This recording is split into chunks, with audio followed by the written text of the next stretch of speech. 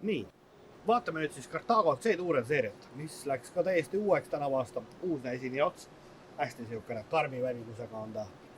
Nüüd, kui me vaatame teda väljast tiire,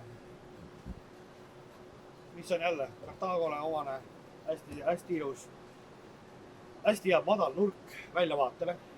Siit täiesti kui istub ruulidega, siis see ettepoole näeb 2 meetrit ja 77 sentimeetrit on ette, kui sa lähed täitsa maha, mis on sellega üldse täisintegreeritud busside puhul väga haruldane. Nii, mida nüüd paljud inimesed ei pane tähele, vaatavad, et autod on topeltpõrandal.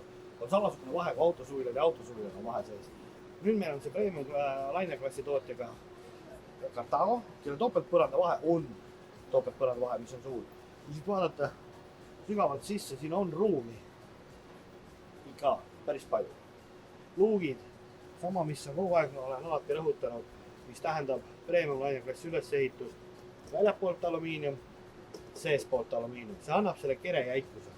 Samas annab ka ta ühtlasema temperatuuri jaotuse sees. Väljast on ta sellise hästi ühtlase sujuva disainiga. Jälle jõuame selle topeltpõrandate teema juurde. Teda on palju, neid panipaiku ja on suured. Pluss on see, et ta ikkagi alumine põrand on hästi soe. Garaaž, tegemist on 7,3 meetrise autoga. 7 meetrise autoga, mis on premium klassis väike auto, miniauto sõna otseses mõttes. Ja premium lainerklassi kohta hästi haruldane, ta on üldse 3,5 tonni täismassiga, mis on väga haruldane saada. Premium lainerklassi masina ülesehitus, materjali ja veel 3,5 tonni sisse. Väga haruldane, väga hea saavutus. Samas on jäetud alles 1,20 m garaaž, 1,5 m lai, mille kandevõime on tehase poolt lubatud 350 kilo. Ehk siia saab otsa peale panna, päris ilusti. Samas on see auto ehitatud ka pikema telje vahepeale 430, mitte lühema telje vahepeale, ehk ta oleks stabiilsem sõita. Sisse minnes samamoodi ikka laiad uksed, avar, ees istumisrühm, Eldinetiks kutsutakse seda teleka koht. Siin on tal juhtimispuldid. Samas on kappi, kõik jääb väga ilusti. No siit on ka nüüd näha, mis tähendab premium liner.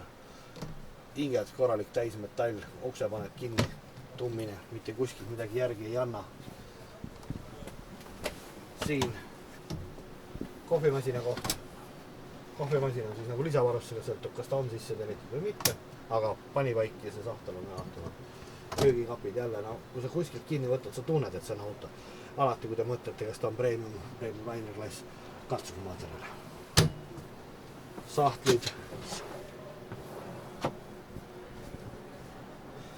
Nii. Siin eraldatakse ka selle ruumi. Saab eraldada teiseks ruumiks. Sein on vahel. Tal on pikki voodid. Siin on 2-meetrine. Teisel pool on 1,95 m. No, silma järgi igaüks ütleb, et see ei ole 1,95 m. Aga samal ajal, kui te dussi ei kasuta,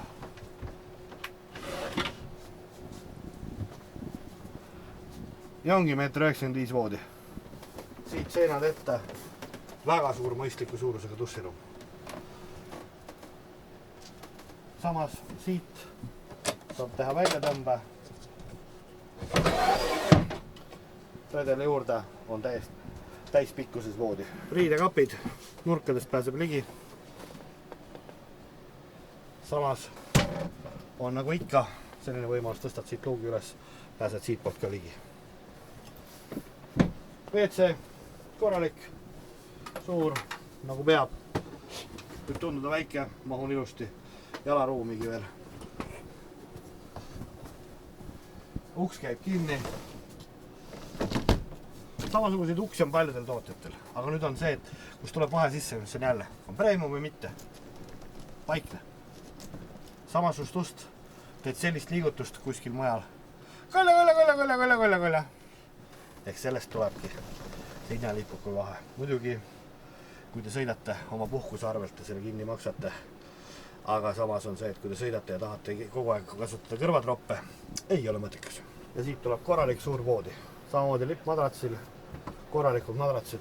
Nüüd ka siin ees on korralikult lisapanipaikasid. Näiteks on see, et täisintegreeritud bussidel, kui siit katsud, ta on täis, tummine. Paljud sellised masinad on seest tühjad kolisevad. Nüüd on topeltpõrandastel, ta on seespoolt ligipääsud, kõik Mustamäe kraanid, asjad ühe koha peal, siis see väljalaskmise kraanid. Veel selliseid detaile, jalanõude tapp. Ehk lühidalt öeldes, kõik premium liner klassi ülesehitus, aga väikses kompaktses 7-meetrises ja 3,5 tonnises versioonis. Tänud tähelepanu eest ja jälgige matkasuvilat.ee, kus alati rohkem infot.